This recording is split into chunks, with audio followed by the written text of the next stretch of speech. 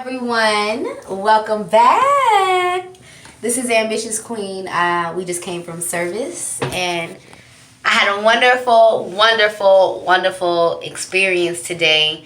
Not only just because just being alive today and being able to wake up and embrace my calling, but just to be around the believers and to listen to Minister Ishmael and to just be back again into my white.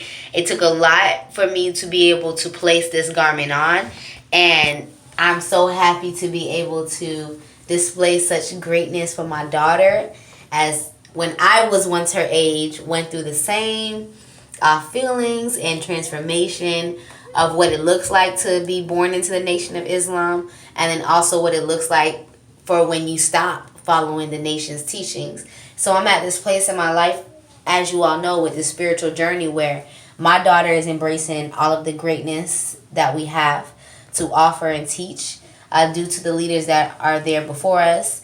And the best way or example that I can be for you all is to be an example for myself and for my daughter. And as we got home, she's like, "Mommy, can I please?" First of all, she's like, "Mommy, I really want to dress like you." And I'm like, "Okay, everything comes in pieces. Everything comes, step at a time." And then now she wants to wear the headpiece as well. And I say this to say, if I would have never came on, maybe how long it's been I've been wrapping my hair now? Probably a couple months. Yeah. If I never For a year. almost a year. I've been starting to wrap my hair, not knowing that it would benefit in such fruit of labor that is happening now.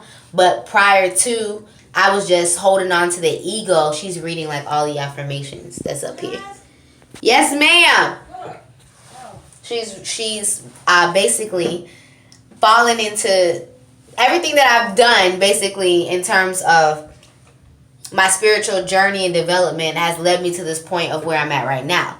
So a lot of times we underestimate the growth that we have within ourselves and how it can affect others, but we never look deep down inside and appreciate or pat ourselves on the back or acknowledge the growth that comes with it, because her questions and her stance and just the things that she's saying, and even with her reciting her poems without reading on a piece of paper. Here I am reading my poems on a piece of paper, and then I have my 8-year-old daughter reciting poems and, quoting other poets that have come before her. And here I am wrapping my hair on YouTube and going through a spiritual journey at work, and now I'm able to come back into my garment and, fully deep down and reach deep down inside of myself, internally and externally, to be appreciative of my calling, because a lot of times I felt like I was not worthy of my calling.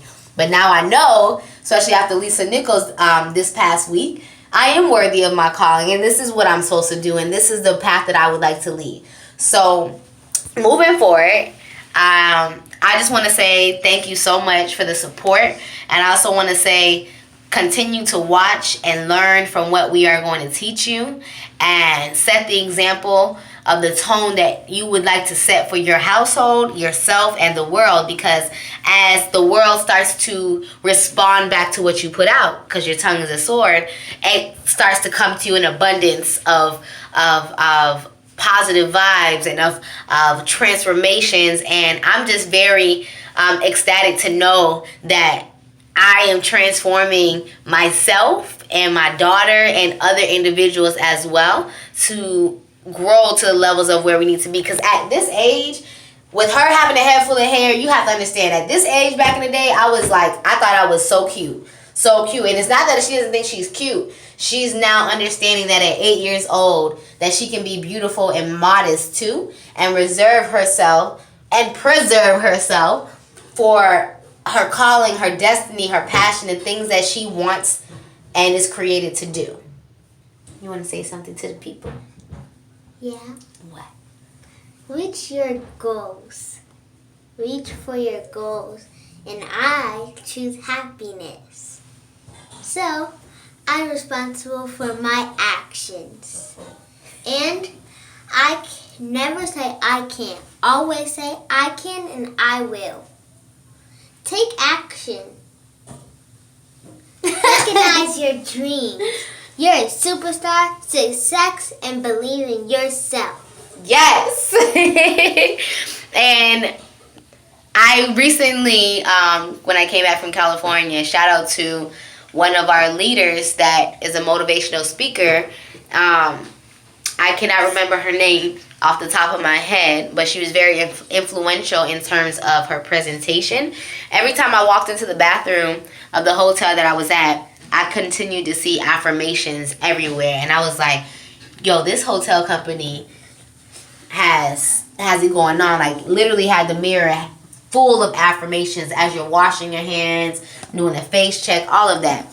So she had her business cards there too, and she was in the bathroom at the same time. But I was just going on, and I was like, oh my God, I love this, I love this. It felt like it was a home away from home, because I too have affirmations, you know, on my wall. I, of course, have the minister. I have a lot of things that help inspire me to follow my dreams. We never know who's watching or who's listening, because the lady that created it was in the bathroom, and she was like, I do this. This is my business. And I was like, oh my gosh, yes, yes, yes. And one of the things that I would like to happen here in Florida is a street team of individuals like myself, to go around and just hit up all the hotels or hit up other people's household and just beautify it with all of these affirmations. Because I'm sure the birthday party that we had yesterday with my family coming in and out the bathroom, they may not say it to me, but I'm pretty sure that they appreciated coming in to see positive affirmation. It was like a pure bathroom of positive vibes, and that's what it felt like, almost like a little bit of paradise, because you got the seashells hanging, then we got the beach going, you know, we got the aquarium. It was, you know, you just we also got peace. You have to create the scene that you want to be set for yourself. And sometimes we forget that we are in charge. This whole freedom of speech, this whole freedom of choice, we forget that we are the people, the person. We are the individual that chooses the destiny that we want to seek for ourselves. Like, I'm making a choice to ride with Farrakhan. We stand with Farrakhan. Hands off. Ain't nobody touching him. Ain't nobody saying, you got something to say wrong. Got something to say wrong about Farrakhan. We coming hard. And that's why us, the youth, the fearless leaders, we rising up.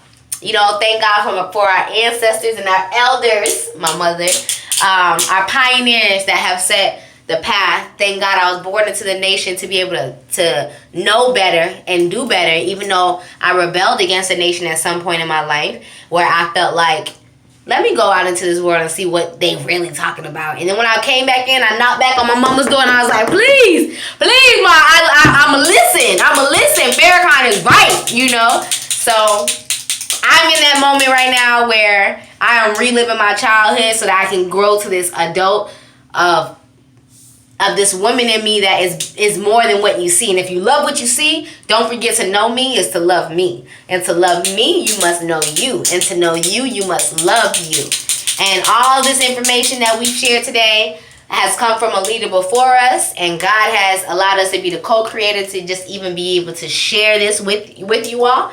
And I just pray for the growth and development within yourself, because as a result of my motherhood experiences, I am now able to help others go past from surviving to thriving, which my book will be coming out soon. It is in the process of being created, and I am so happy to be able to share my story with you all so that you all can relate and share your stories, because I know that there's somebody out here that needs to hear this. And if you didn't need to hear it, share it with somebody, because I know they need to hear it. And I'm looking for individuals that would like to help me share their story and help me rehabilitate women and men.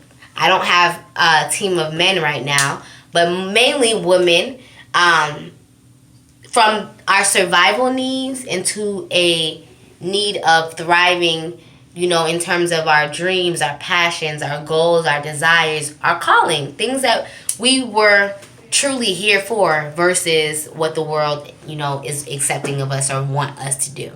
So I'm going to go ahead and get ready to undress and, you know, get ready to just embrace family time with my children. We just had a great day at the mosque. I'm also going to edit my videos today. Ramadan is tomorrow, and we have prayer at 5 in the morning.